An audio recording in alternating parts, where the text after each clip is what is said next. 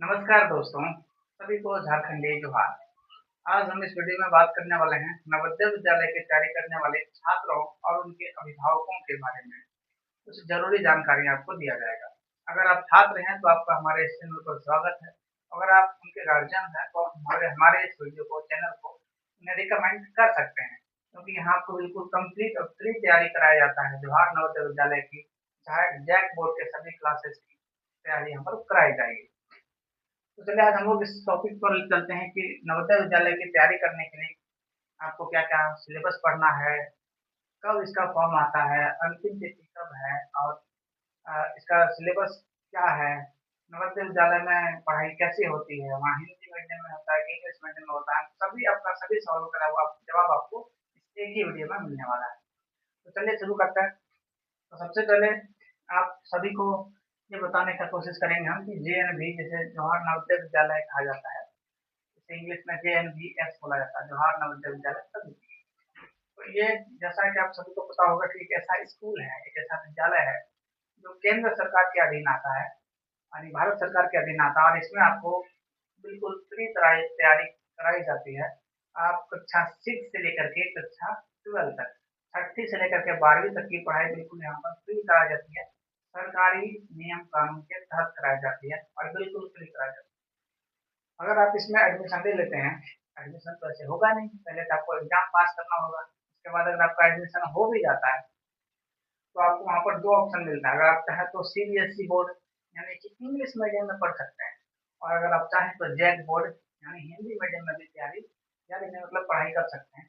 और आपका एडमिशन होने के बाद यहाँ पर आपको जो नवोदय विद्यालय है, आपको बकायदा पूरे नियम कानून के तहत आपको मूल प्रमाण पत्र, एडमिट कार्ड, मार्कशीट ये सब कुछ देता है और सब वैलिड होता है। इसमें कोई डरने की जरूरत होती नहीं है। तो ये तो समझ गए कि जवाहर नवोदय विद्यालय होता क्या है। हर एक जिले में, हर एक राज्य में, हर एक जिले में ये विद्यालय होता है और यहाँ पर पढ़ाई सबके लिए फ्री होता है, चाहे वो जनरल हो, चाहे SC हो, चाहे ST हो। हर वर्ग के लोगों के लिए यहाँ पर तैयारी फ्री में होता है। ठीक है, वही हम लोग बात करते हैं जवाहर नवोदय विद्यालय प्रवेश परीक्षा। तो जो कक्षा 6 है, 2026 में इनका नोटिफिकेशन कब आया, इनका अंतिम तारीख क्या है इसका अप्लाई करने का, और क्या इसका एग्जाम कब हो जाएगा। सबसे पहले तो बात करते हैं कि इसका नोटिफिकेशन कब आया, यानी इसका आवेदन कब से शुरू हुआ। तो आवेदन आपका शुरू हुआ यहाँ से। आवेदन आवेदन की शुरुआत होती है इस तारीख से, 7 जुलाई 2026, 7 जुलाई 2026 को। और अंतिम तिथि इसका जो लास्ट डेट है, अंतिम तिथि वो यही है आपका, ये है 7 अगस्त 2026 को ये आपका अंतिम तिथि खत्म हो जाएगा। आज है 4 अगस्त, जब हम इस वीडियो को आप बना रहे हैं तो आज 4 अगस्त 2026, यानी 3 दिन बचा हुआ। अगर आप चाहें तो अपने जो बच्चे हैं उसका एडमिशन फॉर्म भरवा सकते हैं, लेकिन ध्यान रहे एक और क्राइटेरिया, ये हर कोई नहीं भर सकता है। क्लास 5 में जो आपका बच्चा पढ़ रहा है स्कूल में वही डाल सकता है, यानी जिसका उम्र 9 से 10 या 11 साल के बीच है, 5 क्लास में पढ़ रहा हो, सरकारी स्कूल या प्राइवेट स्कूल कहीं भी, तो आप उनका इसमें भरा सकते हैं। अगर बाई चांस 5 में आप एडमिशन नहीं करा पाते हैं, गलती से छूट जाता है, तो 9 क्लास में भी 10 क्लास में एडमिशन होता है, जब आपका बच्चा 9 क्लास में होता है उसमें भी एग्जाम होता है। तो बात करें तो इस तिथि को हमारा या अंतिम तिथि 3 दिन में चाहे तो अप्लाई करा सकते हैं, अगर आपका इस क्राइटेरिया में आता है तो बच्चा 5 क्लास में पढ़ रहा होना चाहिए। ठीक है, अब इसका जो एग्जाम होगा नहीं परीक्षा होगा वो इस तारीख को होगा, 28 नवंबर 2026 को। यानी कि बात करें, अगर हम लोग अभी चल रहा है अगस्त, अगस्त चल रहा है, अगस्त, अगर अगस्त का बात करें तो पूरा अगस्त आपका हो जाएगा पार, सितंबर, अक्टूबर और लास्ट में नवंबर का 28 दिन। तो आपके पास पूरे अभी 3.5 महीना है, 3.5 महीना का समय है, काफी होता है। अगर आप चाहें, आपका बच्चा होशियार है, पढ़ने में तेज है, तो इतना ये समय काफी होता है। लेकिन बहुत कोई होता है कि 1 साल पहले उनका तैयारी कराया जाता है, तो वो थोड़ा ज्यादा बेटर होता है। तो ये सब बात करते हैं, इतना समय मिला हुआ है। अब जो क्राइटेरिया है आपको बता दें कि 5 क्लास में पढ़ रहा है वही बच्चा डाल सकता है 2026 के लिए। 3 दिन का समय बचा है, अगर आप चाहें तो इसका एडमिशन करा सकते हैं। मेरा बात करें, हम आपके लिए यहाँ पर क्या करने वाले हैं, तो मेरा जो पर्सनली एक चैनल है एक इंस्पायर्स विद विजय सर और एक जैक आर्ट्स में, दोनों में आपके इसका तैयारी कराऊंगा। इंस्पायर्स विद विजय सर तो यूट्यूब चैनल है, इसमें आपके लिए मैं लेकर के आऊंगा डेली एक ये पर्यावरण अध्ययन और हिंदी गणित, पर्यावरण अध्ययन और गणित, ये सारे जो क्वेश्चन होते हैं सिलेबस, आपके जो भी सिलेबस है उस हिसाब से पूरा क्वेश्चन आपके लिए तैयार करूंगा। और जो जय कार्ड शुरू है उसमें हो सकता है मानसिक योग्यता परीक्षा और हिंदी की तैयारी कराई जाएगी। आप बोलेंगे ये कैसे हो सकता है, आपको पीडीएफ बना करके आपका तैयारी वहाँ पर कराएंगे, या फिर कभी कभी हो सकता है तो एक वीडियो इसमें एक वीडियो उसमें डाल के करा सकते हैं। तो अगर दोनों में ही आपको जुड़ा होना जरूरी है।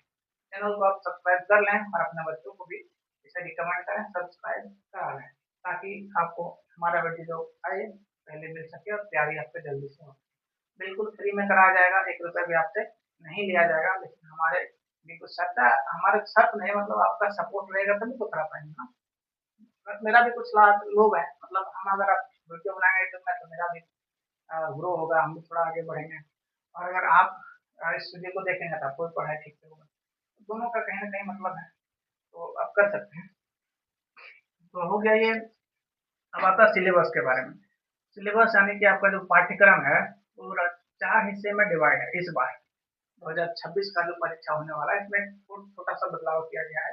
इस बार ये पर्यावरण अध्ययन सब्जेक्ट को भी रखा गया है, ईवीएस, इन्वायरमेंट स्टडीज। आपके 5 क्लास का जो बच्चा है उसमें एक किताब आता है आस पास, उस किताब से ही सारे प्रश्न रहेंगे, इन्वायरमेंट अध्ययन से पर्यावरण अध्ययन। बाकी ये सब तीनों तो पहले से भी था। 40 प्रश्न आपके मानसिक योग्यता परीक्षा यानी रीजनिंग में पूछा जाएगा, और 20 प्रश्न आपके गणित में पूछा जाता था पहले, और 20 प्रश्न आपका हिंदी में पूछा जाता था। इस बार पर्यावरण अध्ययन आ जाने की वजह से ये 40 न करके इस बार आपका ये 20 प्रश्न यहाँ से पूछेगा मानसिक योग्यता परीक्षा से, 20 प्रश्न गणित से, 20 हिंदी से, और 20 आपका ये पर्यावरण अध्ययन से पूछा जाएगा। तो देखा जाए ऐसे तो आपका 20 इसमें, 20 इसमें, और 20 इसमें, और 20 इसमें, यानी कि 20 प्रश्न मानसिक योग्यता प्रश्न के, 40 प्रश्न गणित, 20 प्रश्न गणित के, 20 प्रश्न हिंदी के, और 20 प्रश्न पर्यावरण अध्ययन के, कुल मिलाकर 80 प्रश्नों की आपकी परीक्षा होती है। 80 प्रश्नों की आपकी परीक्षा होती है, 80 प्रश्न, और यही आपका मेरिट निर्धारित करता है। तो आपको ये सारे सब्जेक्ट पर फोकस करना होगा, अच्छे से मेहनत करना होगा, तब जाकर के आप इस नवोदय विद्यालय में सेलेक्ट हो पाएंगे। ऐसे अगर बात करें तो एक प्रश्न में आपका जो नंबर होता है, एक प्रश्न में 1.25 अंक दिए जाते हैं। इस प्रकार आपका 80 प्रश्न हो गया, तो 80 प्रश्न में आपके 100 अंक हो गए। 80 प्रश्न में आपके 100 अंक होते हैं। 100 अंक में जो ज्यादा नंबर लाता है उसको इसमें एडमिशन मिलता है, और जो ज्यादा नंबर नहीं ला पाते हैं, क्योंकि सीट तो कम होता है, जो टॉप करेंगे उन्हीं को लिया जाएगा। तो जो टॉपर होंगे उन्हीं से परीक्षा लिया जाएगा, उन्हीं को इसमें एडमिशन लिया जाएगा। तो आपको मेहनत करना होगा मेरिट पर, आपको ज्यादा से ज्यादा नंबर लाना होगा। अब बात करें, इसमें अलग अलग कैटेगरी वाइज मेरिट जाता है, जनरल, एससी, एसटी, ओबीसी, सबका अलग अलग कटअप जाता है। एक बंदा का फर्क होता है, बराबर होता है, कोई दिक्कत नहीं है, तैयारी कर सकते हैं, ठीक है। तो आपको बिल्कुल तैयारी करना होगा मेहनत से। अब बात करें मेरे तरफ से जो मानसिक योग्यता परीक्षा है, जिसमें पहले 40 प्रश्न पूछता था, अभी 20 प्रश्न पूछेंगे। गणित जिसमें 20 प्रश्न पूछा जाता है, हिंदी जिसमें 20 प्रश्न, और पर्यावरण अध्ययन 20 प्रश्न। ये चारों की तैयारी यहाँ पर हम आपको कराएंगे, लेकिन मेरा सपोर्ट होगा तब, अगर यूट्यूब में हमारा एक सपोर्ट आता है, आप लोग हेल्प करते हैं, तो फिर आपके लिए हम यहाँ पर बहुत अच्छे से तैयारी कराएंगे, ठीक है। तो यही रहा बात। अब आज हम लोग बात करते हैं कि आज क्या करेंगे। आज हम लोग गणित का सिलेबस लेकर के आएंगे, गणित को पढ़ेंगे, इस गणित को इस गणित को आज हम लोग पढ़ेंगे, ठीक। गणित में बहुत सारे सिलेबस होता है, जिसमें एक होता है क्षेत्रफल परिमाप, एक सब्जेक्ट है, एक चैप्टर है क्षेत्रफल परिमाप। इससे प्रश्न पूछा जाता है। इसमें कौन कौन रहता है, इसमें आपका रहेगा आयत, आयत से प्रश्न पूछा जाता है, वर्ग से, और वृत्त शायद नहीं है, लेकिन वृत्त भी कभी कभी पूछ दिया जाता है, वृत्त नहीं है, और त्रिभुज। सिलेबस में वृत्त नहीं है, आयत, वर्ग और त्रिभुज। इनसे प्रश्न पूछते हैं। एक प्रश्न तो लगभग सही ही रहता है। तो हम लोग ये तीनों को आज पढ़ने वाले हैं। आज हम लोग सिर्फ आयत को पढ़ेंगे, आयत के बारे में कुछ सूत्र याद करेंगे और बाकी क्लास आपका कल होगा, ठीक है। और अगर आपका सपोर्ट रहेगा तो आपको बिल्कुल यहाँ से फ्री में तैयारी कराया जाएगा। चलिए हम लोग पढ़ते हैं आयत के बारे में। आयत जैसे इंग्लिश में रेक्टेंगल कहा जाता है। एक मिनट इसको मिटा देते हैं पूरा ना, बेस्ट था ये।